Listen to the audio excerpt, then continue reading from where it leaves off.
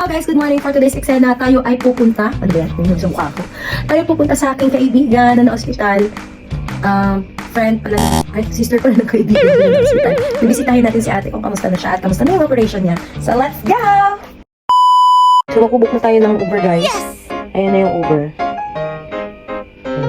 Skip lang natin yan. Ayan na yung Uber guys, parating na. So let's go, alis na tayo. May dala pala ako dito kay ate. Ito yung nakuha ko pa sa Pilipinas. Rosary to guys. Ayun, baliktad. Ano ba yan? Rosary to, bibigyan natin kay ate. Wala akong dalang fruits kasi bawal pa naman siya kumain ng fruits. So pagbisita ko na lang sa susunod, doon natin nabibigay yung fruits. Okay, so let's go. Alis na tayo.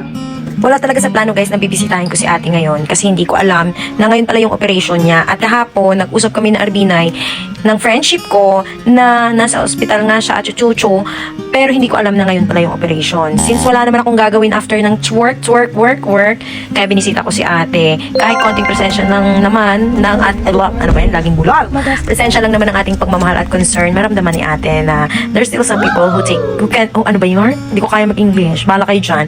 No, sorry. Ganito, there's still some people na nagkikare pa rin sa kanya. So, support tayo sa mga friendship natin para mapabilis ang recovery ni ate. So, nagbayad na nga ako dyan, guys. Ang unang stop ko dito sa female hospital sa Hamad. Akala ko kasi dito talaga pag may operation na ginaganap. So, bago ako pumasok, nagtanong muna ako sa security kung dito ba yung Women's Wellness Healthcare Hospital. Ano ba yan? Bolos Hospital. So, ang sinabi ng security, mali daw kasi ito ay building daw para sa consultation lang. Naninibago, naliligaw ako dyan guys kasi hindi ko alam dito. Mali pala mga friend, doon pala tayo pupunta sa kabila. Ayun may iba tayo ng pinuntahan. Nakala ko kasi dito. Doon tayo pupunta. Ayun, medyo malayo. So kailangan natin mag-Uber. Ayun, may nakita akong taxi. Sakay tayo. Sa tagal ko dito guys, hindi naman ako pamilyar sa lahat ng daan. Naliligaw pa rin ako. Tsaka hindi talaga ako pamilyar sa mga lahat ng building. Kaya pag hindi ko alam kung saan ako dadaan, nagme-metro ako kahit malapit. Kasi otherwise, maliligaw talaga ako. Pero pag alam ko naman kung saan ako pupunta, automatic, nagtitrain ako kasi mura lang. And then nagbabas ako kasi libre lang siya. 7 real. Thank you, brother. So, nandito na tayo guys. Hahanapin na natin yung friendship natin na si RV9. Ayan. Natawid tayo, hahanapin natin. Let's go! Sa pagpasok ko dyan guys, nakita ko kaagad yung Health Woman Hospital Wellness, ganon. At saka umakyat na ako papuntang elevator, kagaya nga ng instruction sa akin RV9, na pagdating ko daw to the left, to the right, to the up, and then down, tumambling ako ng bonggang-bongga at makikita ko na siya. So ayan, hinahanap ko na siya dyan, kung saan banda siya ng lupalop na nagpapahinga. Andun pala siya sa kaduluduluhan. Oh my. Ang ganda ko, friend. Ay, nakakainis. Puta saan sa'yo? Sana all, may Valentine's, di ba? Gigigil. Guys, nandito na ako sa ospital. Yung itsura ko hindi ko makaroon. Wala pa si ate, operahan pa siya. So, maraming flowers. Sana all. Ayan ang friendship ko. Guys, wala pa si ate. So, aantayin natin. Nasa operating room pa siya. So, eto pala yung operating room nila dito, guys. Ayan. Hindi pa pwede pumasok sa loob kasi busy pa doon. Kaya dito muna tayo mag-aantay sa labas. Sa mamaya, titignan natin. Sana successful yung operation nila. See ya! After 3 hours na pag-aantay namin, buti na lang nakilala namin to si ate, ka-neighborhood namin doon, kachikahan, kamarites, ganon. At alaman namin na si ate pala ay nakyat na doon sa taas, inilipat na sa room. Kung hindi pa kami nagtanong kay ate, wala kaming kamalay-malay, nandun din kami sa gilid, nag-aantay lang sa wala. So hinanap namin si ate ng bonggang-bongga at hindi namin makita kasi palipat-lipat siya ng room. Nahirapan kami sa paghahanap kay ate guys, and then palipat-lipat kami ng room. Unang sinabi sa amin 606, pero pagpunta namin doon, wala. Pag-check namin doon, wala. Wala ni Anino. So nagtanong ulit kami, lumabas kami, nagtanong ulit kami sa mga nurse kung saan at saan ba talaga ang kwarto ni ate. So itinuro na naman kami sa 7th floor, lumabas na naman kami at hinanap namin doon si ate. Nagbabaka sakali na doon na nga si ate yung final destination niya sa kwartong 704. So ayan, sinabi na nga sa amin, antayin na daw namin dyan si ate kasi eto na daw yung final destination niya. Hindi na mahanap si ate. Sa mata niya. Sorry? No po, it's been no chicken operation. Nandiyan mahanap si ate. Nawawala si No, ate. not for us.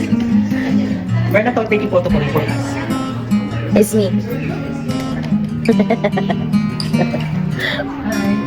Ito namin si ate guys. Tingnan mo nyo na yung view. Nakikita namin yung mga bituka. Bituka talaga. Bituka ng lugar. Charas. Ang ganda ng view guys. Ganon. So, antayin daw namin dito si Ating. Ayan, may makita. Wala pa yung pasyente namin. Walang hilamos, wala na lahat. Ang pasyente mo wala pa. Ang pasyente namin hindi naman makita, guys. Nawawala. Ilabas na si ate. Ilabas na si ate. Babayad naman kami. Magbabayad kami. Sa ano, HMC. Nasaan ang kapatid mo? Ang ganda ng view dyan, guys. Nakikita namin yung nasulok-sulukan ng bansa.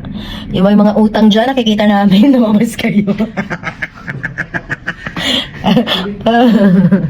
Ayan, oh, di ba? Ang ganda, look. Di ba? Ang kulit. Nakikita namin yung malaking runabout. Pak! Ang daming karo, ang daming karo. So, antay natin si ate. Hanggang talagang mahaba. Para siya palang So, kapit na hindi na sa mga soft vent. Ang ganda naman ng view dito sa taas. Nakikita mo lahat. Ayan. O, diba? Bonggisios. Nakikita mo lahat ng yan? Yan, ang lahat ng yan. O, diba? Ganda. Nakikita mo lahat ng yan? Hindi akin yan. Kanina yan. Kanila yan. Sa Katari. Sa Qatar yan. Kaya, munod ka lang. Ganon. Baga kayo mga marites. Oh, labas Marites. Hello. Teacher. Assistant. Assistant teacher. You are teacher. There's one teacher, one assistant. Take care of kids, going toilet. Yeah. 3. Yeah. Here, No, Philippines. you how many kids? Two. One boy, one girl. Yes. Why your husband go here? My husband here, my husband problem to go to India, not coming. No, 4 months, no job. My husband is still here 4 months. My one salary, by no harm with hospital and company. Your company, ayun. Yes. Company lang naman siya, parang cleaning. Yeah, that's the problem. Yes, salary little, 2,000 a day. That's okay. This one have working here long time. Salary is small. Yeah. Same work. Not the same for sales, but only my salary 1,800. Yes, same. I have to pay a room, rent and food I give. I'm outside studying. Outside. Yes. No accommodate. Guys, mag-English tayo. Paano nga tayo mag-English, Bin? No love. Kasi no. Coming? No coming? Coming. Coming. Thank you. Thank you, sister. Oh, coming. Who's coming? Who coming? You know, brother, you know love, ha? My brother, give me food. Give me money, no give me food. Ano ba yung nasa akin na ulo? You coming no me no waiting. What is this? Dami naming tawa. Ay nako, ganun nga mag-English dito guys. Ayan na siya. Dating na si ate. Finally guys, dumating na si ate sa tagal namin pag-aantay. After na settle shop, hinayaan na namin siya magpahinga para makarecover kaagad siya. Okay naman si ate guys. Recovering and she's well. So everything's okay. Looking forward for ate's recovery. Tapos na natin bisitahin si ate guys. Uuwi na tayo. So that's for today's vlog. Bye!